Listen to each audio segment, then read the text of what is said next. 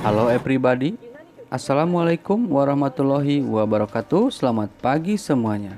Kembali lagi bersama saya Agus Riyadi di channel R-Movie. Dan kali ini saya akan merangkum alur cerita sebuah film yang berjudul Golden Slumber. Film ini menceritakan tentang seorang kurir paket yang hidupnya begitu sangat sederhana, yang kemudian terlibat dalam sebuah konspirasi oleh seorang yang berkuasa dan dituduh melakukan pembunuhan terhadap seorang kandidat presiden. Dalam film ini juga kita bisa melihat persaingan politik yang sangat kotor di mana para pelakunya yang sering mengatasnamakan negara dan selalu berkata untuk bangsa dan negara. Padahal mereka hanya mengamankan kepentingan para cukong atau oligarki yang menjadi penguasa negara yang sebenarnya. Mereka menghalalkan segala cara untuk menjatuhkan lawan-lawan politiknya. Oke, tanpa berlama-lama kita langsung saja ke alur ceritanya.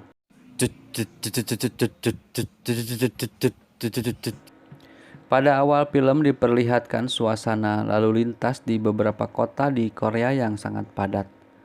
Dan dua berita yang tengah viral di media Korea, baik internet, radio, dan televisi adalah berita perolehan suara kandidat presiden dari Partai PLN atau Partai Liberal Nasional yaitu Mr. Jungkook yang sangat mengejutkan.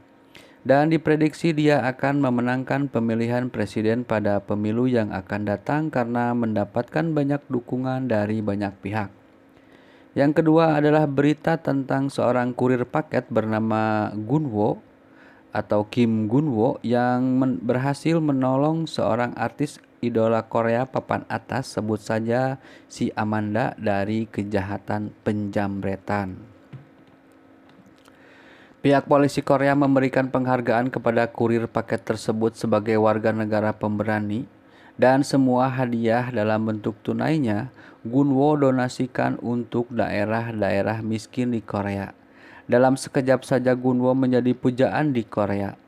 Intinya si Gunwo ini menjadi viral dan dikenal oleh warga Korea sebagai pahlawan yang baik dan rendah hati. Dan memang pada kenyataannya Gunwo memang seorang kurir yang baik, dan saking baiknya terkadang Gunwo dimanfaatkan oleh orang-orang di sekitarnya. Meskipun sudah viral dan terkenal tidak serta-merta membuat Gunwo besar kepala. Gunwo tetap saja menjalani profesinya sebagai kurir paket seperti biasa. Sudah menjadi kebiasaan sebelum berangkat mengantar paket, Gunwo selalu mendengarkan berita lalu lintas yang disiarkan oleh mantan kekasihnya, yaitu si Bunga, di salah satu stasiun radio di Korea. Pada suatu hari, Gunwo mendapatkan telepon dari salah satu temannya yang sudah lama tidak bertemu yang bernama Mul. Mul meminta bantuan dan mengajak ketemuan kepada si Gunwo. Pada saat menunggu si Mul, Gunwo ditelepon oleh teman lainnya, sebut saja si Jaki. Di sini Jaki memperlihatkan CCTV yang sudah terpasang pada tokonya si Gunwo. Tidak lama Mul pun datang dan mereka pun bertemu dalam mobilnya si Gunwo. Terlihat raut mukanya si Mul yang sedang gundah gulana dan memikirkan sesuatu yang sangat berat. Di sini Mul bertanya kepada Gunwo, kenapa Gunwo selalu bersedia membantu kalau diminta bantuan? Gunwo dengan santai menjawab, kita kan teman bro. Jawaban Gunwo ini seperti menambah beban pada si Mul. Gunwo pun izin untuk mengantarkan paket terlebih dahulu. Anehnya alamat yang dituju ternyata sebuah ruangan kantor yang kosong. Gunwo pun balik kanan tetapi tidak menemukan mobilnya. Ternyata si Mul membawa mobilnya si Gunwo dengan alasan mobilnya si Gunwo ini menghalangi lalu lintas. Mul pun membesarkan volume lagu di dalam mobil yang ternyata lagu itu adalah lagu kenangan mereka saat masih remaja yang penuh dengan kenangan manis. Mendadak Mul memutar balik mobilnya dan pada saat bersamaan sebuah mobil rombongan kandidat presiden meledak tepat di dekat lokasi si Gunwo. Di sini Gunwo mendapatkan penjelasan yang sebenarnya dari si Emul bahwa pembunuhan calon presiden Mr. Yongguk telah direncanakan sedemikian rupa dan pembunuhnya adalah si Gunwo sesuai skenario yang sudah ditentukan. Gunwo, pahlawan yang baik hati, telah membunuh Capres Yongguk dan bunuh diri dengan meledakkan dirinya dengan bom bunuh diri. Ternyata paket yang ada di tangan si Gunwo adalah sebuah bom yang akan meledak 3 menit setelah bom pertama yang meledakkan mobilnya Capres Yongguk. Mulanya itulah rencana si Emul, tetapi karena Emul tidak tega dan tidak mau mengorbankan si Gunwo sebagai teman baiknya, Emul menggagalkan semuanya. Dan si Emul berpesan kepada si Gunwo untuk bisa bertahan hidup dan menyelamatkan diri dari kejaran para intelijen yang sudah merencanakan semua kejahatan tersebut. Mul pun memberikan nomor telepon seorang yang akan membantu Gunwo dan berlalu dengan membawa mobil berisikan bom tersebut. Benar saja Gunwo mulai dikejar oleh para intelijen yang mendapat perintah untuk membunuh si Gunwo. Tiba di suatu tempat di mana Gunwo melihat mobilnya meledak dan di dalamnya ada si Emul teman baiknya. Tetapi Gunwo harus terus berlari menghindari pengejaran para intelijen. Gunwo berhasil lolos dengan mengendarai sebuah taksi.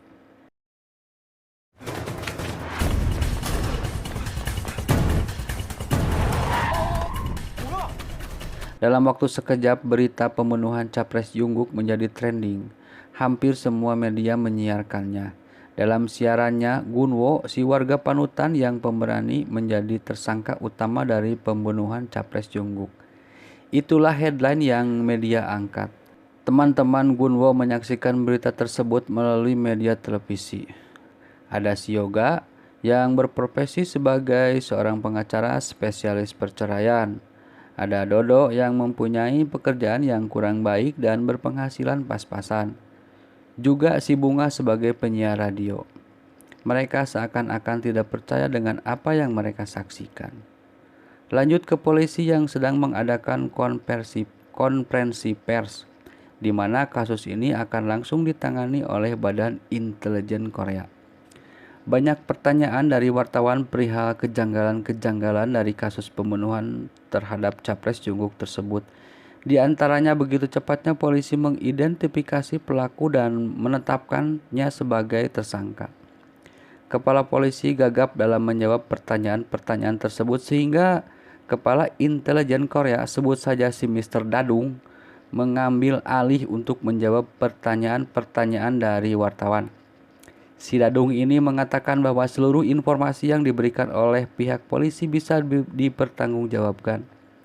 Intinya, siapa saja yang melawan akan dia tindak. Malam pun tiba. Dalam pelariannya, Gunwo ditelepon oleh si Jaki. Ternyata si Jaki ini sedang disekap dan disiksa oleh para intel.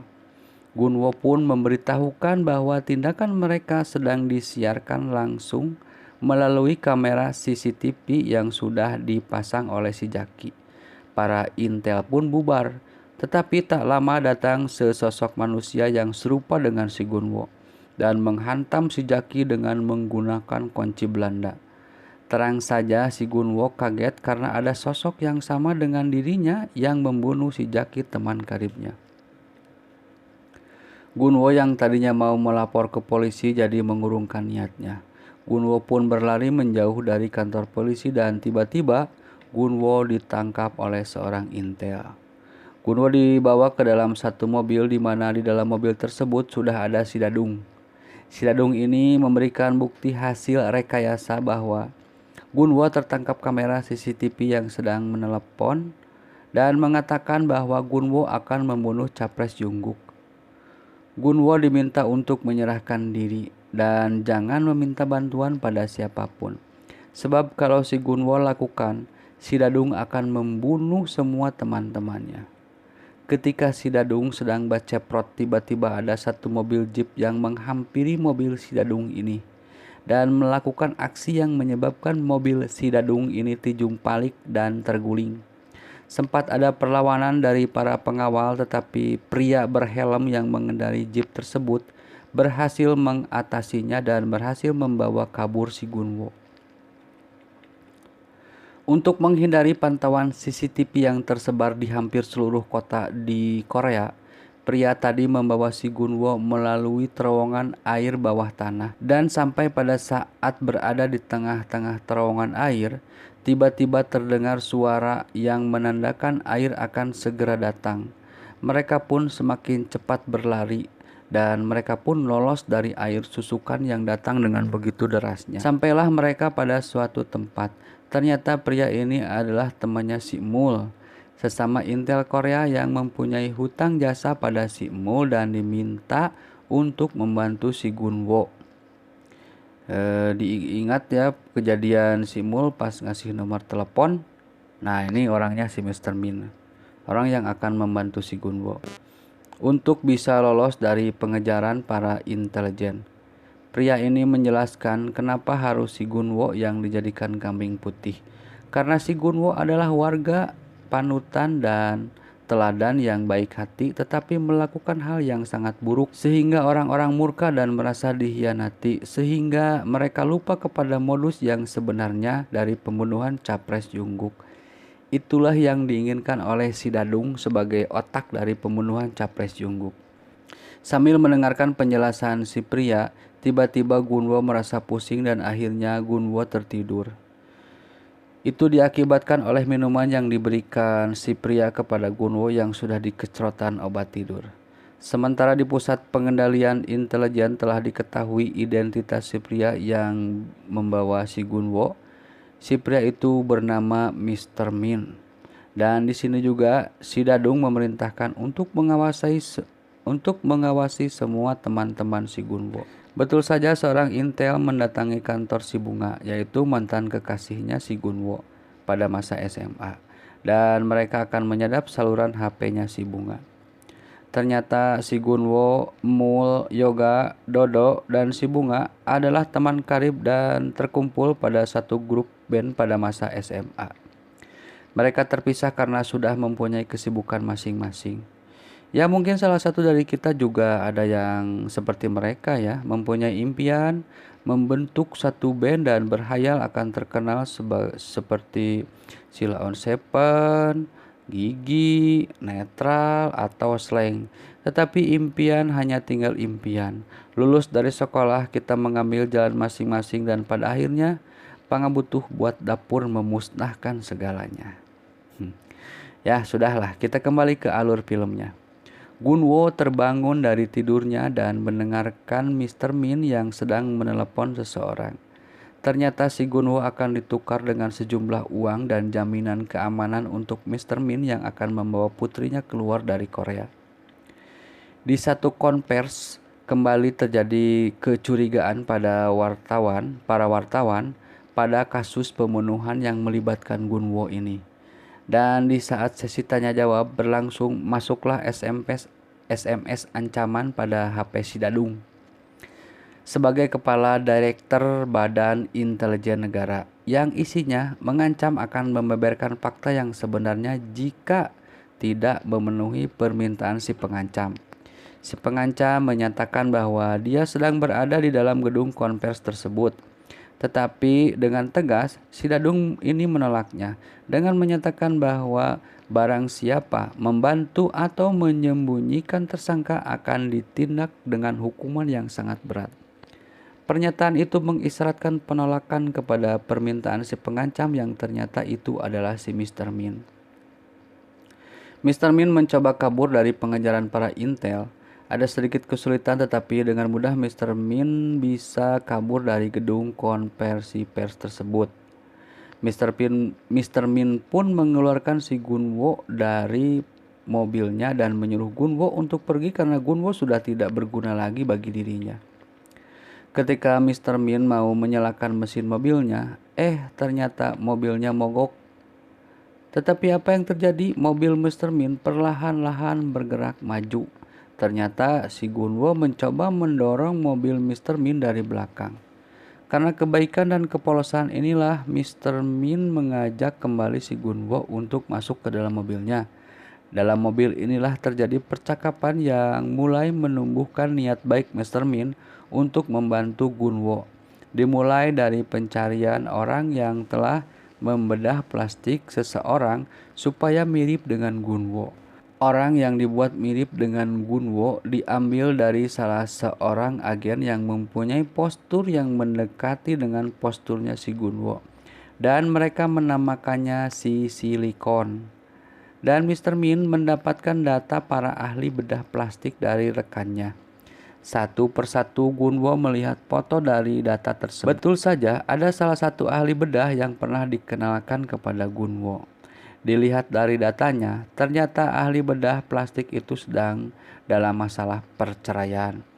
Gunwo pun teringat kepada salah satu temannya yaitu si Yoga yang berprofesi sebagai pengacara spesialis perceraian.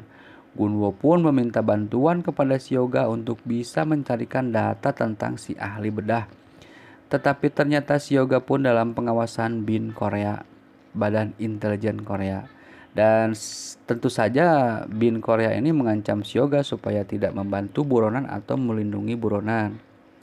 Yoga pun menemui Bunga dan Dodo, dan di sini Yoga mengeluh dan ketakutan untuk menemui Gunwo. Karena kasihan kepada si Yoga, Dodo pun mengambil inisiatif untuk menggantikan si Yoga. Si Yoga hanya diminta untuk mencarikan data yang Gunwo butuhkan. Sebetulnya dilema bagi si Dodo, karena sebenarnya Dodo pun sudah mendapatkan iming-iming hadiah dari Badan Intelijen Korea kalau bisa menemukan si Gunwo. Sementara itu di sekretariat partai yang sedang berkuasa tengah terjadi pertemuan di antara penguasa partai dan para oligarki. Mereka mengatur persiapan pemilihan presiden yang waktunya sudah dekat, di mana mereka sebenarnya sudah menyiapkan calon presiden sebagai boneka mereka. Mereka juga memerintahkan supaya si Gunwo segera ditangkap secepat mungkin. Waktu pertemuan antara Gunwo dan Dodo pun tiba. Mereka janjian di Taman Raya Kota.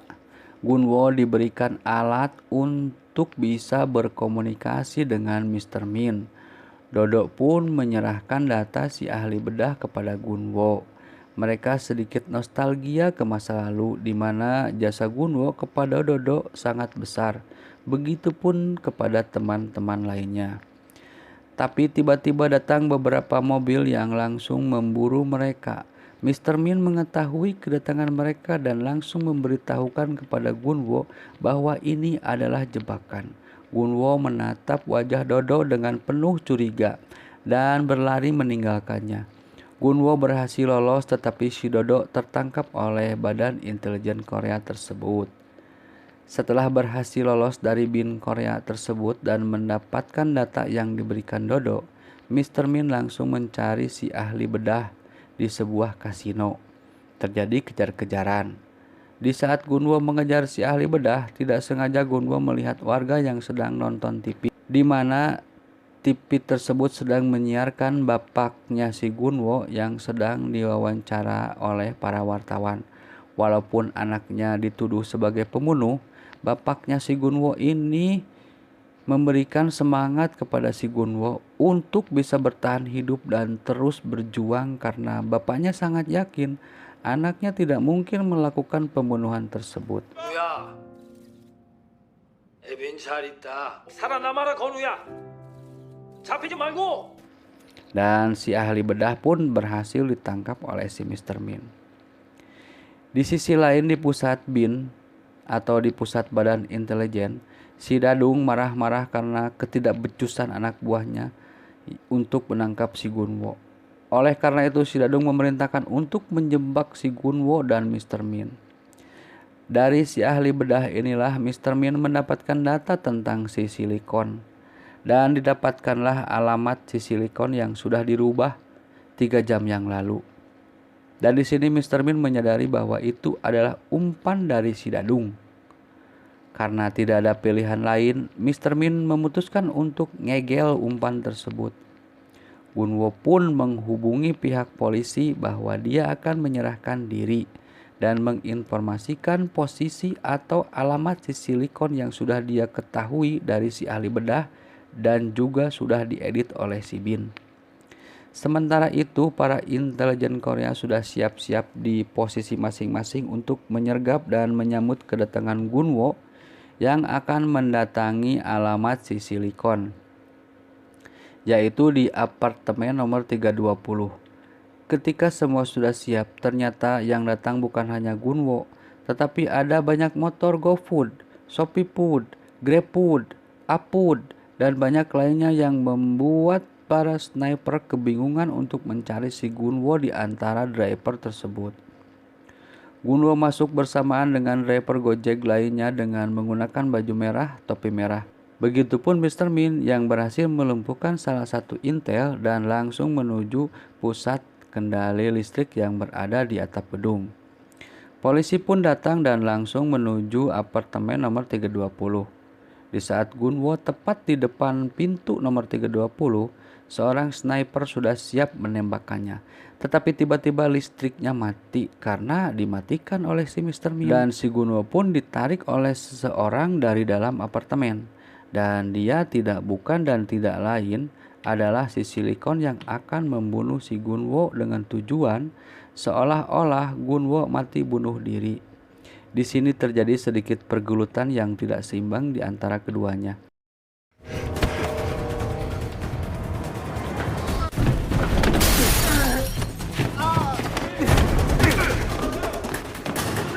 Sementara di luar pintu sudah bersiap polisi dan Bin yang saling berhadapan. Mereka sama-sama mengklaim mempunyai kewajiban untuk menangkap si Gunwo. Di saat si Gunwo akan ditembak oleh si silikon, datang Mr. Min ngagulantung dan menembak si silikon. Mendengar suara tembakan, salah seorang polisi masuk dan melihat ada dua Gunwo. Yang satu pakai baju merah sedang terkapar dan yang satu lagi pakai baju hitam sedang gugulantungan di jendela apartemen. Sehingga karena sudah kepanggih sama polisi atau terpergok ya, Bin melakukan plan B yaitu dengan meledakkan apartemen nomor 320 tersebut. Si silikon diamankan oleh Bin. Sementara itu salah satu Bin masuk dan menghabisi polisi yang sudah menyaksikan ada dua Gunwo. Dan juga Mr. Min yang sempat mengadakan perlawanan, tetapi akhirnya Mr. Min pun mati bersama si badan intelijen Korea. Tersebarlah berita bahwa Gunwo dan salah satu kaki tangannya tewas pada tragedi penyergapan terhadap mereka. Keduanya tewas dalam aksi bom bunuh diri yang juga menewaskan salah satu anggota polisi dan satu anggota intel negara. Dan dengan tewasnya Gunwo, maka kasus Gunwo yang menjadi tersangka pembunuhan terhadap Capres Jungkook resmi ditutup oleh kepolisian Korea. Tetapi ternyata Gunwo telah berganti peran dengan si silikon atas idenya si Mr. Min. Pada saat kejadian peledakan gedung, si Gunwo menukar pakaiannya dengan si silikon. Jadi ternyata si Gunwo ini masih hidup. Dan mayat yang terkonfirmasi sebagai si Gunwo, sebenarnya dia adalah si silikon yang tewas ditembak oleh Mr. Min. Dan itu tidak disadari oleh si Dadung dan anak buahnya. Sehingga si Gunwo dengan santainya bisa bebas dari si Dadung. Keesokan harinya temannya si Gunwo yaitu si Dodo yang sudah tertangkap memberikan kesaksian di depan pers. Mulanya si Dodo menjelek-jelekan si Gunwo. Tetapi karena si Yoga dan si Bunga datang, sehingga Dodo berbalik membela si Gunwo. 아닙니다. 다 가짜입니다. 저는 아무 잘못 없어요. 도와주세요. 도와주세요. 도와주세요. Melihat kesaksian si Dodo, Gunwo sangat tersentuh dan bertekad akan membuktikan bahwa dia masih hidup dan tidak bersalah. Gunwo pun menelepon si Bunga dan meminta pada Bunga untuk menyiarkan langsung saluran teleponnya. Gunwo menyatakan bahwa dia masih hidup dan dalam pelarian. Mendengar berita itu, bos oligarki ngadat dan memerintahkan pada si Dadung untuk segera membereskannya. Semua akses jalan ditutup dan pemeriksaan diperketat. dan memerintahkan kepada semua anggota intel negara dan kepolisian untuk segera menemukan si Gunwo dan membunuhnya. Gunwo mengatakan pada si Bunga bahwa dia akan mengungkapkan semua kejadian yang sebenarnya di suatu tempat, yaitu di taman terbuka balai kota. Mengetahui itu dari Bunga, si Yoga segera mengumpulkan para wartawan di taman balai kota. Tetapi para polisi berdatangan dan membubarkan para wartawan dan juga menangkap si Yoga. Para intel terus memburu di sekitar daerah taman balai kota sampai ke lorong saluran air yang berada di sekitaran taman balai kota. Setelah beberapa saat pencarian, Gunwo akhirnya tertangkap. Tetapi Gunwo bisa lolos dari si Dadung dan anak buahnya. Si Dadung dan seluruh anak buahnya paling terhempas oleh air susukan yang datang dengan begitu derasnya. 김건우 잡았습니다. 어디서 박력을 찾겠습니다. 죽인 거지. 국가를 위해서. 국가가 하는 일에 왜 나서라!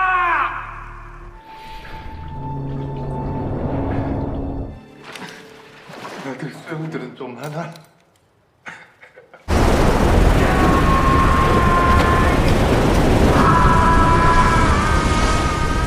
Dan pada akhirnya Gunwo keluar dari sebuah pintu air di sebuah perempatan dan dijemput oleh artis yang pernah ditolongnya dulu, yaitu si Amanda. Dan film pun tamat. Jadi menurut Profesor Asep SHM AMDM Nyet, film ini ada sedikit kemiripan dengan apa yang terjadi di negeri Wakanda, bahwa apa-apa yang telah diagendakan oleh para cukong atau oligarki yang mempunyai kekuasaan yang sebenarnya, yaitu uang, itu semua harus terwujud apapun caranya. Pokoknya harus terwujud. Cara dengan fitnah lah, hoak lah, bajar lah, pokoknya harus terwujud lah. Oke, begitu teman-teman ya. Oke, sekian dulu alur cerita dari film Golden Slumber ini. Walaupun judulnya tidak terlalu nolol atau terlihat dalam film ini, tetapi cukup baguslah filmnya. Dan saya ingatkan kembali kepada teman-teman bahwa menonton film seutuhnya akan jauh lebih baik dan lebih menarik. Akhir kata saya ucapkan terima kasih dan mohon maaf jika ada kesalahan kata-kata yang tidak berkenan. Wassalamualaikum warahmatullahi wabarakatuh.